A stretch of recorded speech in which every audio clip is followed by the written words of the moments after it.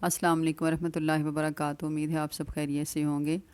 آج کا میرا ٹاپک ہے بیٹی، کہ اللہ تعالیٰ نے بیٹی کو رحمت بنا کر بھیجا۔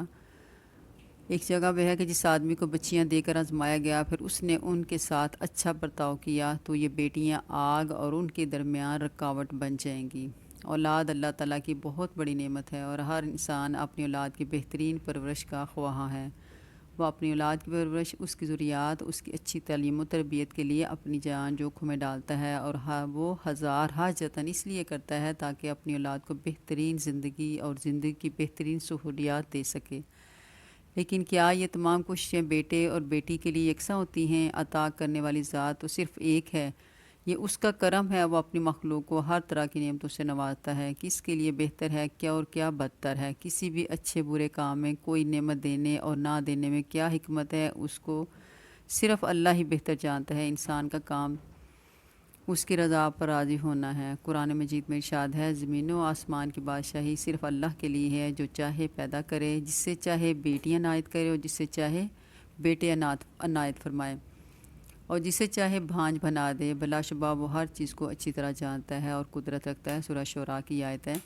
تو پھر کیا یہ انسان کی بدقسمتی نہیں ہے کہ وہ اللہ کی رحمتوں پر بھی ناراض ہوتا ہے، رحمتوں کو ٹکرا کر نعمتوں کی خواہش کرتا ہے؟ اللہ تبارک و تعالیٰ سورہ نمل میں ارشاد فرماتے ہیں، اور جب ان میں سے کسی کو بیٹی کے پیدا ہونے کی خوشخبری دی جاتی ہے تو اس کا چہرہ سیاہ ہو جاتا ہے اور وہ خون کے گھونٹ پی کر رہ جاتا ہے۔ لوگوں سے چھپتا پھرتا ہے کہ اس بری خبر کے بعد کسی کو کیا منہ دکھائے۔ سوچتا ہے کہ ذلت کے ساتھ اپنی بیٹی کو رکھے یا مٹی میں دبا دے۔ دیکھو کیسے برے حکم ہیں جو یہ لگاتے ہیں۔ بیٹیوں کی آمد پر ناگواری کا اظہار اور بیٹیوں کی تذلیل دراصل مشرکانہ فعل ہے۔ اس سے نہ صرف قرآن و سنت کی نفی ہوتی ہے بلکہ بچیوں کی شخصیت بھی زبردست ٹوٹ پھوٹ کا شکار ہو جاتی ہے۔ ہر وقت کی لعن طعن اور ملامت بچیوں کو زندہ درگور کر دیتی ہے۔ ان تمام چیزوں کے گہرے اثرات بچی کی زندگی کے ہر حصے میں محسوس کیے جا سکتے ہیں۔ سوچنے والی بات تو یہ ہے کہ اگر ہر شخص صرف لڑکوں کی ہی خواہش رکھے تو پھر نسل انسانی کے بقا کس طرح ممکن ہے؟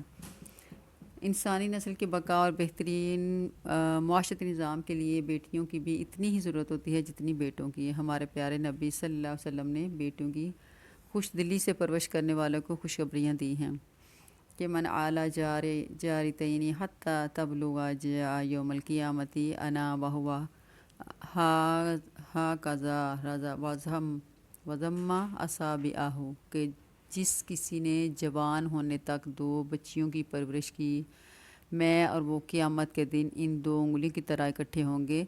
اور آپ صلی اللہ علیہ وسلم نے اپنی 2 انگلیوں کو ملایا کہ سوچئے بچیوں کے ساتھ جارحانہ یہ غیر منصفانہ سلوک کرنے والا حشر کے روز کتنے بڑے اعزاز سے محروم ہو جائے گا۔ ایک اور جگہ پر اللہ تعالیٰ فرماتے ہیں کہ جس کسی نے 3 بیٹیاں یا 3 بہنیں جس کسی کی 3 بیٹیاں ہوں یا 3 بہنیں ہوں، پھر وہ اللہ کا خوف کھا کر ان کی پرورش کرتا ہے، وہ میرے ساتھ اس طرح جنت میں ہوگا۔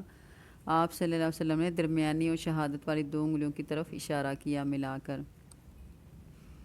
3 کی جگہ 2 بیٹیاں ہوں یا 2 بہنیں بھی ہوں تب بھی یہی درجہ یا مقام حاصل ہوگا۔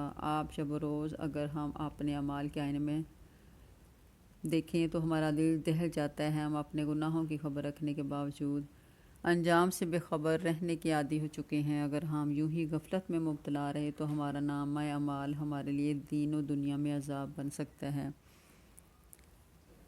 آگہی کے بعد یا 2 دہانی کے بعد بھی ہمیں ہی بہترین بھلائی کے لیے اپنے اعمال مستحسن کر لینے چاہیے۔ ہم نے جہاں بھی پڑھا یہی پڑھا ہے کہ جو اجر و ثواب بچیوں کی پرورش اور ان کے ساتھ حسن سلوک میں ہے وہ لڑکوں کی پرورش میں نہیں ہے۔ اور پھر کون نہیں جانتا کہ لڑکے اور لڑکی